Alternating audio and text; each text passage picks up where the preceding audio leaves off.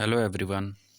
आज हम इस वीडियो लेक्चर में स्टेफाइलोकोकस ऑरियस जो एंजाइम प्रोड्यूस करता है हम उनके बारे में बात करेंगे।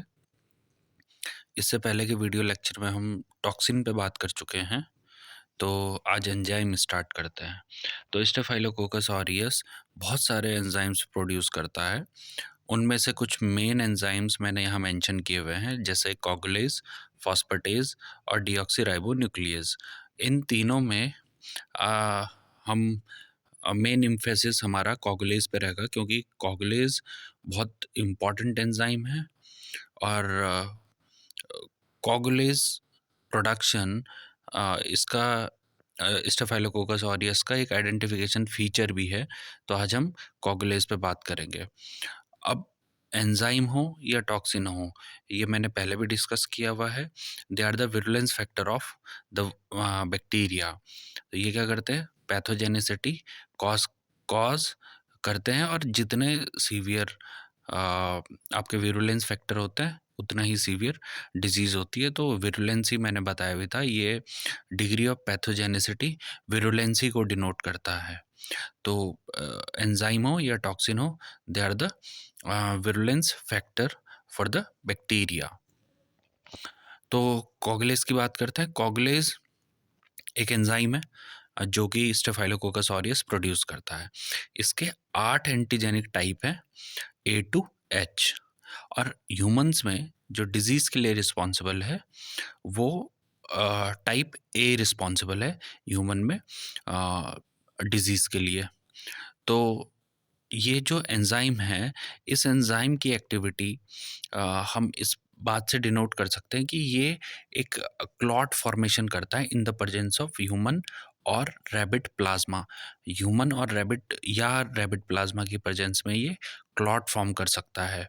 ये एक हीट लेबाइल एंजाइम है, यानी अगर हम इसे हीट ट्रीटमेंट देंगे तो ये डिस्ट्रॉय हो जाएगा, और ये फ्रीली किसी कल्चर मीडिया पे सीक्रेट हो सकता है।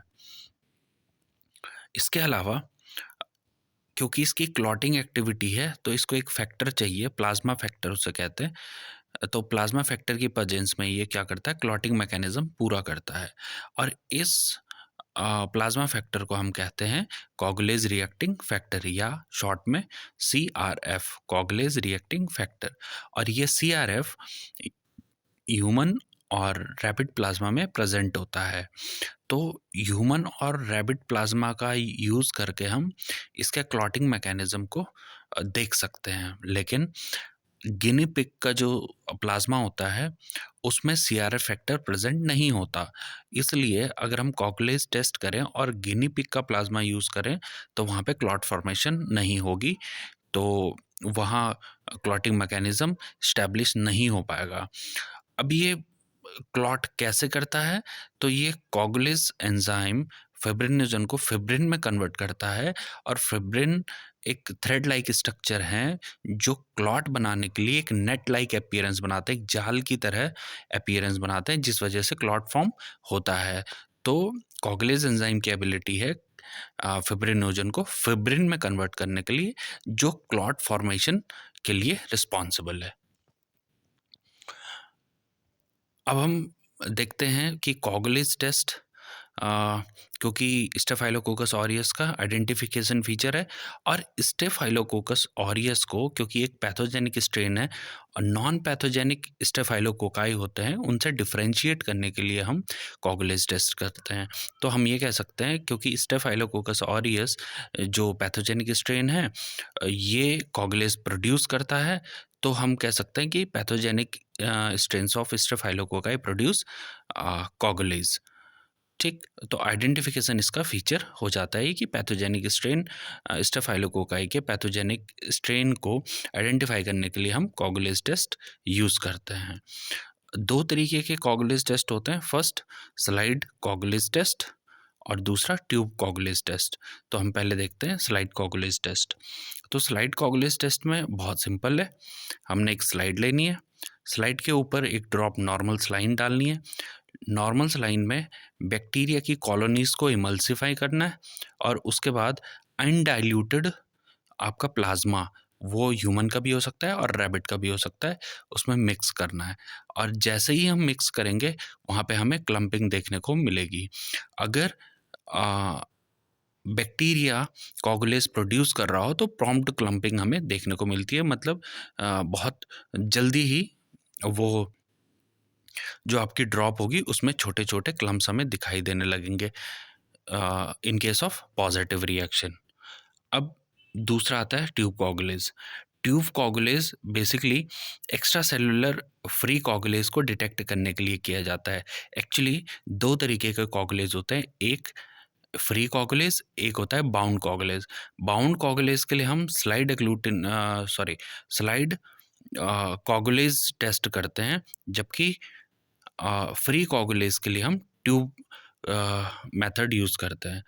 तो बाउंड कोगुलेज मीन्स जब हम बाउंड कोगुलेज की बात करते हैं तो बैक्टीरिया की सेल वॉल में कोगुलेज प्रेजेंट होता है। तो बैक्टीरिया जब कोगुलेज एंजाइम सीक्रेट करता है तो उसकी सेल वॉल में फिब्रिनोजन होता है और उसको वो फिब्रिन में कन्वर्ट करने की पूरी कोशिश करता है और फिब्रिन में कन्वर्ट कर देता है।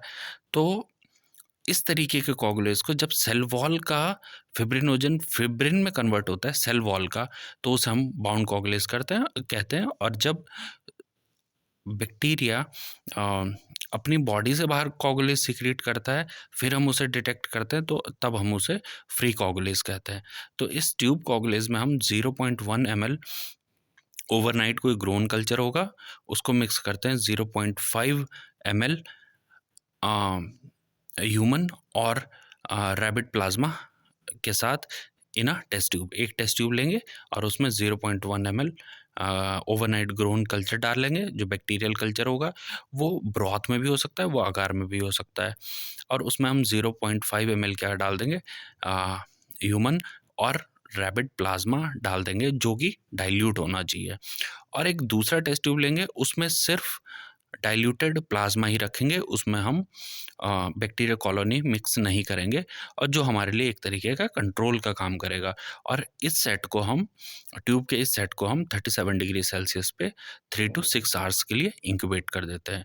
अगर टेस्ट पॉजिटिव होता है तो प्लाज्मा क्लॉट हो जाता है, और क्लॉट होने के बाद अगर हम उस ट्यूब को इन्वर्ट भी कर देते हैं, यानी उल्टा भी कर देते हैं, तो वो क्लॉट वहाँ से रिमूव नहीं होता। इतना फर्म क्लॉट होता है जो टेस्ट ट्यूब में ही रह जाता है। तो ये था ट्यूब कोगुलेज। और इसमें एक और बात बताना चाहता हूँ, अगर हम यहाँ अ, ऐसा प्लाज्मा लेंगे जिसमें जिस ट्यूब में सिट्रेट एक एंटीकोगुलेंट है, तो अगर हम ऐसा प्लाज्मा लेंगे जिसमें सिट्रेट मिला हो, तो ये फ़ॉल्स पॉज़िटिव रिएक्शन दे सकता है, क्योंकि सिट्रेट कभी-कभी देखा गया है कि वो सुडोमोनास से कंटैमिनेट हो जाता है, और जिस वजह से ये फ़ॉल्स पॉज़िटिव रिएक्शन दे सकता है। तो इसमें सिट्रेट वायल का यूज़ या सिट्रेट ट्यूब का यूज़, या हम कहें सिट्रेट एंटीकोगुलेंट जिस ब्लड में मिला हो, तो उससे अगर हम प्लाज्मा लेंगे तो यहाँ पे फ़ॉल्स पॉज़िटिव रिएक्शन आ सकती है, तो ये यूज़ नहीं करना चाहिए। इसके लिए आप हेपेरिन वायल का यूज़ कर सकते हो, हेपेरिन एंटीकोगुलेंट का यूज़ कर सकते हो। तो ये ट्यूब कोगुलेज था। इसके बाद हम इसकी पैथोजेनिसिटी और लैब डायग्नोसिस पे बात करेंगे। अब तक हम इसका जनरल इंट्रोडक्शन और इसके टॉक्सिन और एंजाइम्स पे बात कर चुके हैं। आगे हम वीडियो लेक्चर में पैथोजेनेसिस और लैब डायग्नोसिस डिस्कस करेंगे। Thank you.